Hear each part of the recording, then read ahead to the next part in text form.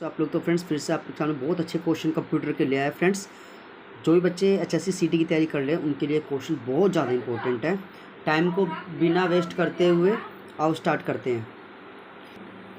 देखो क्वेश्चन है, computer processing द्वारा किसको इन्फॉर्मेशन में बदला जाता है? तो डेटा को फ्रेंड्स। इनपुट का आउटपुट में रूपांतर किसके द्वारा होता है? ये होता है सीपीयू के द्वारा। एएलयू का पूरा नाम क्या है?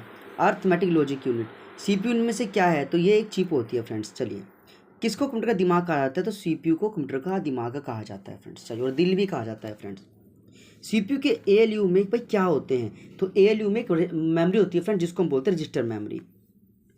एक बार इसको पढ़ लीजिए। देखिए, सीपीयू के एएलयू में रजिस्टर होते हैं जो डेटा को स्टोर करते हैं तथा इस डेटा पर एएलयू अर्थमेटिक या लॉजिकल ऑपरेशन करते हैं। गणना और तुलना के लिए कंप्यूटर में किस भाग का प्रयोग होता है? तो ये एएलयू का प्रयोग होता है। एक हार्डवेयर डिवाइस जो डेटा को अर्थपूर्ण इंफॉर्मेशन बदलता है उसे हम बोलते हैं, क्या बोलते हैं? उसे बोलते हैं प्रोसेसर। क्या फ्रेंड्स, प्रोसेसर का क्या काम होता है? प्रोसेस करना। एक हार्डवेयर डिवाइस जो डेटा को अर्थपूर्ण इंफॉर्मेशन में चेंज करता है। बुनियादी कंप्यूटर प्रोसेसिंग चक्कर में डैश शामिल होते हैं, तो ये इनपुट, प्रोसेसिंग और आउटपुट होते हैं फ्रेंड्स। चलिए और क्वेश्चन करते हैं कंप्लीट। प्रोसेसर के मुख्य तीन भाग कौन कौन से हैं? तो एएलयू है, सीयू और रजिस्टर। सीपीयू और आईओ के बीच सिग्नलों के मूवमेंट को कौन कंट्रोल करता है? तो कंट्रोल यूनिट करता है। सीपीयू में कंट्रोल मेमोरी तथा डैश यूनिट होती है, तो सीपीयू में कंट्रोल मेमोरी के साथ साथ एयूएल, ये हो गया friends, arithmetic and logical unit होती है। ठीक है फ्रेंड्स, तो क्या होता है? सीपीयू में कंट्रोल मेमोरी तथा एएलयू मेमोरी यूनिट होती है। GIGU का क्या फुल फॉर्म है? तो ये garbage in garbage out. GIGO शब्द किससे संबंधित है? ये एक्यूरेसी से। कंप्यूटर में अधिकांश प्रोसेसिंग किस में होती है? तो सीपीयू में होती है फ्रेंड्स। कंप्यूटर निम्नलिखित में से कौन सा कार्य नहीं कर सकता? तो अंडरस्टैंडिंग नहीं कर सकता। डैश कच्चे तथ्य बताता है जबकि डैश में डेटा अर्थपूर्ण बन जाता है। तो देखिए, डाटा जो होता है वो हमेशा झूठ होता है, कच्चे तथ्य बताता है, लेकिन सूचना जो होती है फ्रेंड्स वो हमेशा इंफॉर्मेटिव होती है, अर्थपूर्ण होती है। नेक्स्ट क्वेश्चन, प्रोसेसर जो कंप्यूटर का मस्तिष्क होता है उसे क्या बोलते हैं? तो यहाँ पे फ्रेंड्स, प्रोसेसर जो कंप्यूटर का मस्तिष्क होता है उसे माइक्रोचिप भी कहा जाता है। प्रथम मशीन जिसका प्रयोग गणना के लिए होता है एबेकस। थोड़ा पढ़ लीजिए। देखिए, अबेकस दुनिया का पहला कैलकुलेटर था। इसका निर्माण 13 BC में टीम कॉर्नमेयर ने चीन में किया था और इसमें गणना तारों में पिरोई मोती द्वारा की जाती थी। चार्ल्स बेबेज ने इसमें किसका निर्माण किया था? तो डिफरेंस इंजन का किया था। फ्रेंड्स, चार्ल्स बेबेज ने 1822 में डिफरेंस इंजन तथा 1833 में एनालिटिकल इंजन का इस्तेमाल किया था। चार्ल्स बेबेज ने 1822 में डिफरेंस इंजन और 33 में एनालिटिकल इंजन का आविष्कार किया। बाद में इन्हीं मशीनों के मॉडल पर कंप्यूटर बना, इसलिए उन्हें कंप्यूटर का जन्मदाता भी कहा जाता है। कीबोर्ड की खोज से पूर्व कंप्यूटर में डाटा डालने के लिए किसका प्रयोग किया जाता है? तो ये पंच कार्ड का प्रयोग किया जाता है फ्रेंड्स। दुनिया का प्रथम फुल इलेक्ट्रॉनिक कंप्यूटर कौन सा है? तो फ्रेंड्स, ये एनाइक इसका होगा फ्रेंड्स। दुनिया का प्रथम फुली इलेक्ट्रॉनिक कंप्यूटर है एनाइक, यानी फुल फॉर्म इंपॉर्टेंट है फ्रेंड्स इसकी। एक बार पहले इसको पढ़ लेते थोड़ा सा। देखो, एनाइक को दुनिया का प्रथम फुल इलेक्ट्रॉनिक कंप्यूटर माना जाता है। इसका निर्माण 1946 में प्रेस्पर एकर्ट द्वारा और जॉन मैशले ने किया था। व्यापारिक तौर पर उपलब्ध पहला कंप्यूटर इनमें से कौन सा है? तो ये यूनिवैक फर्स्ट है। कौन सा फ्रेंड्स?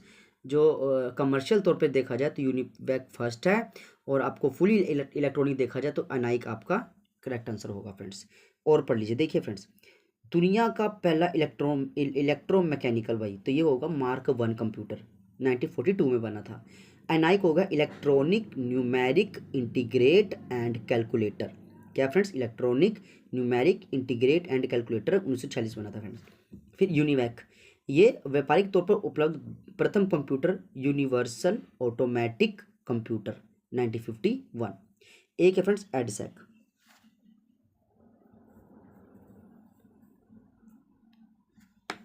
एडसेक क्या फ्रेंड्स? देखिए, electronic display store automatic computer. क्या friends? Electronic display storage automatic computer, प्रथम कंप्यूटर जिनमें स्टोर प्रोग्राम कंसेप्ट का प्रयोग किया गया था। Von Neumann store program concept में क्या कहा गया? तो ये प्रोसेसिंग से पूर्व डाटा तथा निर्देशों को कंप्यूटर में स्टोर रखना। क्या फ्रेंड्स? प्रोसेसिंग से पूर्व डाटा तथा निर्देशों को कंप्यूटर में स्टोर रखना इसका करेक्ट आंसर हो जाएगा फ्रेंड्स। चलिए आगे क्वेश्चन और पढ़ते हैं। एनाइक में इलेक्ट्रॉनिक उपकरण के रूप में इस्तेमाल किसका किया जाता है? तो ये निवार्त नलियों का इस्तेमाल किया जाता है। अनाइक फ्रेंड देखिए दुनिया का पहला पूरी तरह से इलेक्ट्रॉनिक कंप्यूटर था। यह पहली पीढ़ी कंप्यूटर है। इसी समय में निर्वात नलियों का प्रयोग हुआ था। ब्लेज पास्कल ने पास्कालिन नामक उपकरण का आविष्कार किया, तो ये 1642 में किया था। देखिए ब्लेज पास्कल ने पास्कालिन का आविष्कार 1642 में मात्र 18 वर्ष की आयु में ही कर दिया था। ठीक है फ्रेंड्स। उनके पिता इनकम टैक्स ऑफिसर थे। उनकी सहायता के लिए ताकि वह जोड़ आसानी से कर सके, तो ब्लेज पास्कल ने पास्कल का आविष्कार 1642 में मात्र 18 वर्ष की उम्र में ही कर दिया था। कंप्यूटर का आईक्यू लेवल कितना होता है? तो फ्रेंड्स 0 होता है, क्योंकि फ्रेंड कंप्यूटर का अपना कोई आईक्यू लेवल नहीं होता फ्रेंड्स। आप जो उसमें इनपुट डालोगे वो उसी के रिगार्डिंग आपको आउटपुट दिखाएगा फ्रेंड्स। दुनिया का प्रथम प्रोग्रामर होने का श्रेय किसको जाता है? तो ये एडा ऑगस्टा को। किसको जाता है फ्रेंड? दुनिया का प्रथम प्रोग्रामर को श्रेय जाता है एडा ऑगस्टा को जाता है। प्रथम इलेक्ट्रोमैकेनिकल कंप्यूटर का आविष्कार किसने किया? तो एच आइकन ने किया था। एबीसी कंप्यूटर कब बना? 1937 में बना था। आईसी यानी इंटीग्रेटेड सर्किट चिप का प्रयोग किस पीढ़ी कंप्यूटर में किया? तो ये तृतीय पीढ़ी में किया गया था। इंटीग्रेटेड सर्किट का फ्रेंड्स प्रयोग हुआ था तृतीय पीढ़ी में। एबीसी का 1937 में। ठीक है फ्रेंड्स।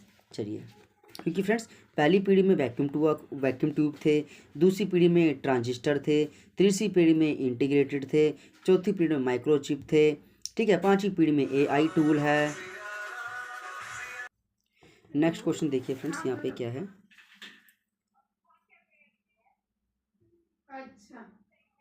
इनमें से कौन सा कंप्यूटर प्रथम पीढ़ी का नहीं है?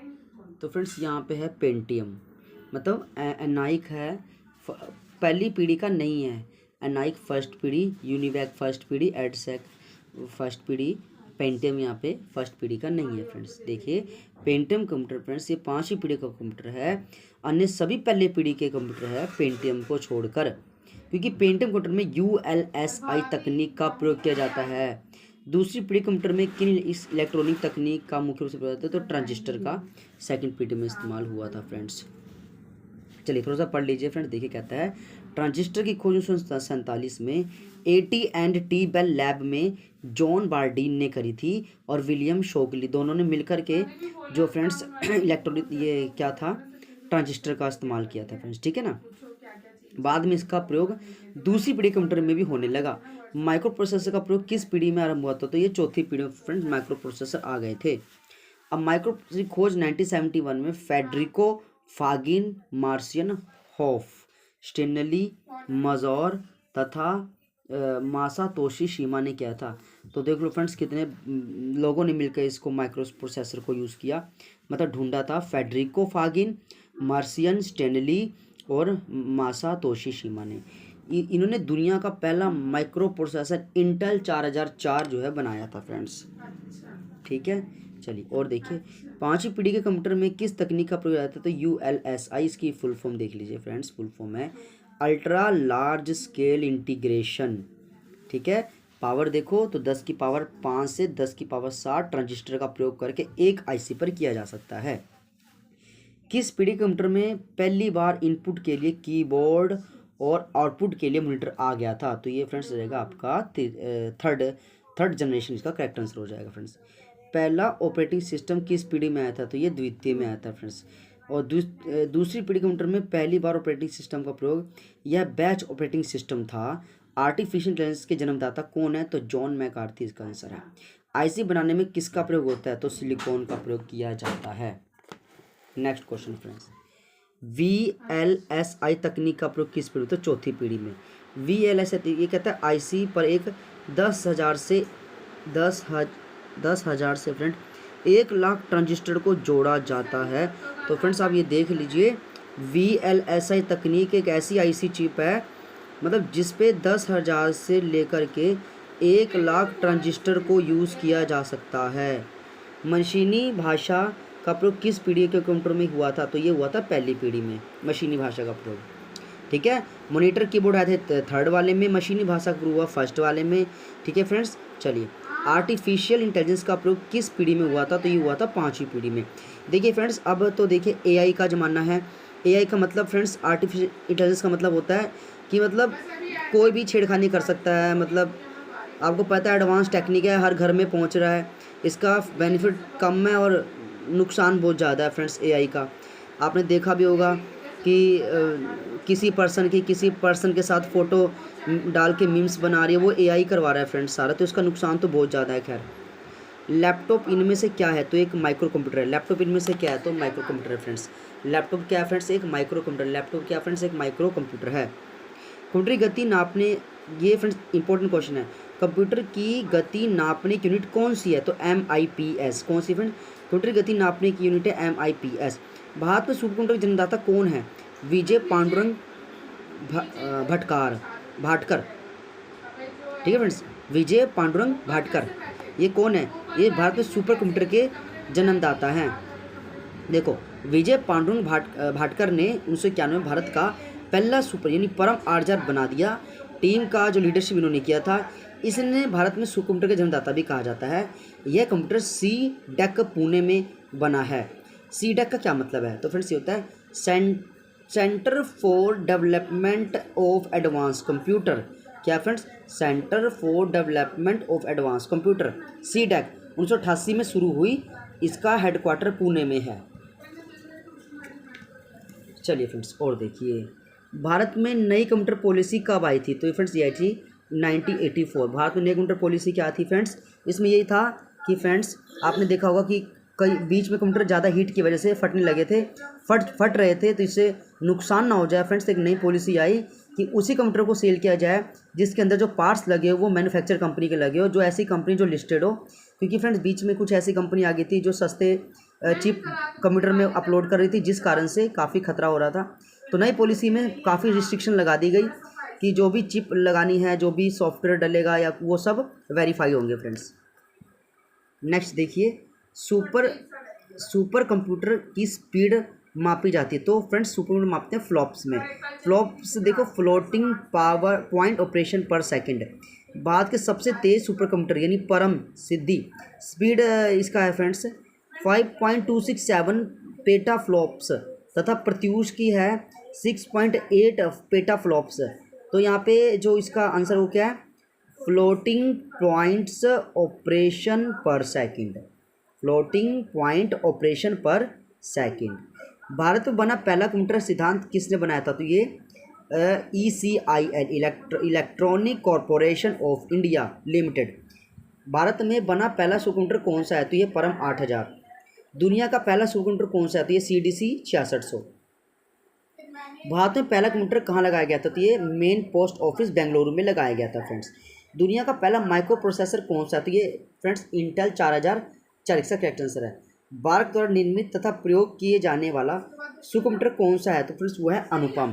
थोड़ा सा फ्रेंड्स को पढ़ लीजिए। देखिए, भाभा एटॉमिक रिसर्च सेंटर ने अपने कार्य के लिए अनुपम नामक सुपर कंप्यूटर बनाया है। बार्क स्वयं इस कंप्यूटर का प्रयोग करता है।